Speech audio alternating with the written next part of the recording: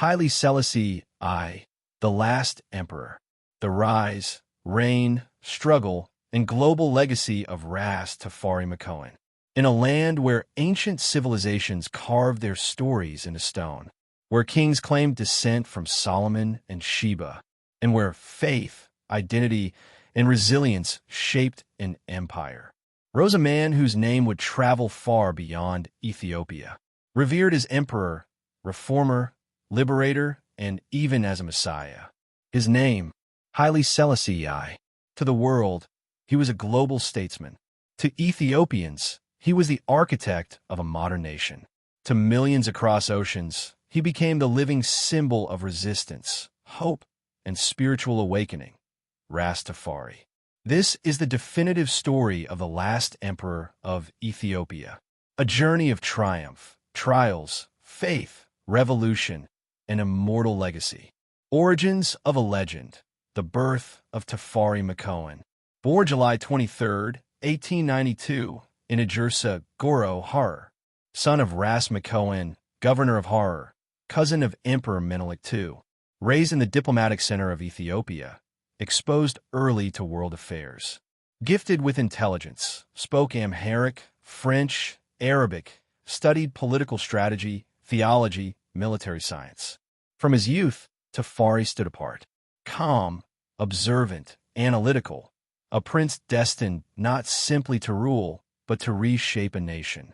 The rise of Ras Tafari, prince, regent, modernizer, appointed Dejazmach at 13, became governor of Harar, known for fair governance and modernization. Advocated for education, trade, diplomacy. Became regent, inter res, of Ethiopia in 1916 during Empress Zuditu's reign. Key achievements as regent. Expanded secular education. Introduced Ethiopia's first modern ministries. Initiated roads, telephone networks, Western-style schools. Strengthened diplomatic ties.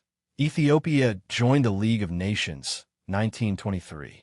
While other African nations fell under European rule, Ras Tafari steered Ethiopia onto the world stage, proving that Africa could speak in its own voice. The coronation of Emperor Haile Selassie I, 1930. Crowned on November 2, 1930. Titles: King of Kings, Lord of Lords, Conquering Lion of Judah. Attended by global leaders, a symbol of Ethiopia's rising prominence. This was more than a coronation.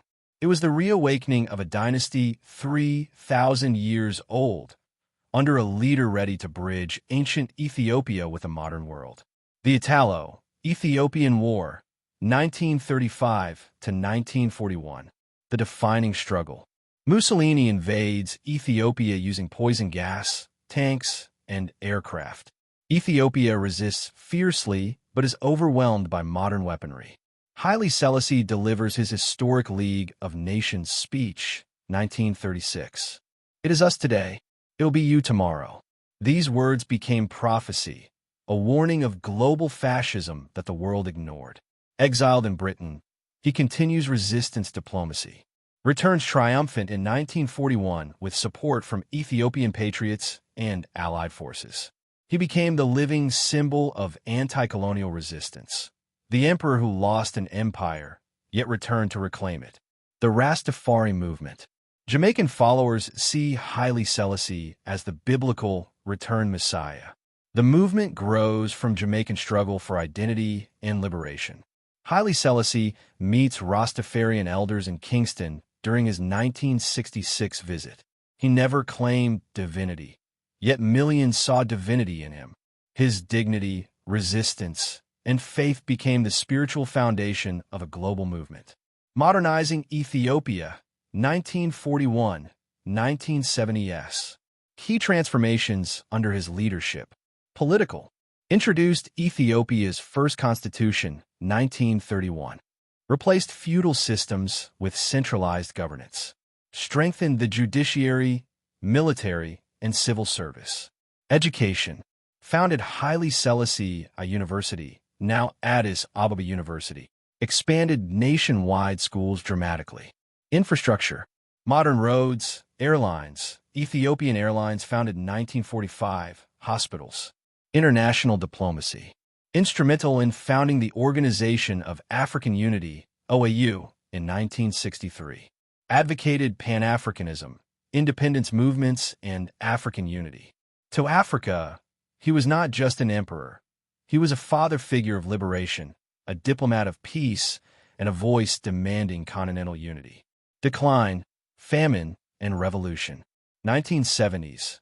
Economic strain, famine and wallow, rising political unrest. Criticism toward royal court, accusations of isolation and bureaucratic stagnation. In 1974, the Derg military junta seizes power. Haile Selassie is deposed and detained. For a man who once spoke before the world, his final years were spent in silence, surrounded not by leaders but by soldiers. Dies under mysterious circumstances in 1975. Legacy that transcends time. In Ethiopia, architect of modern Ethiopian statehood, champion of independence and modernization. In Africa, founding father of the OAU, the seed of today's African Union, voice of anti-colonial struggle. In the world, symbol of resistance against fascism, advocate of peace, diplomacy, and human rights. In global culture, revered as a messianic figure by the Ras Tafari movement, influenced reggae, Pan-Africanism, Black liberation movements worldwide. Haile Selassie was more than an emperor. He was an idea of dignity, resilience, African pride, and global unity. A ruler who walked with kings, yet spoke to the oppressed. A man who lost power, yet gained immortality. His story is Ethiopia's story, Africa's story, a story of struggle and sovereignty, carved into history, spirit, and song. The legacy of Haile Selassie I, the Lion of Judah, lives forever.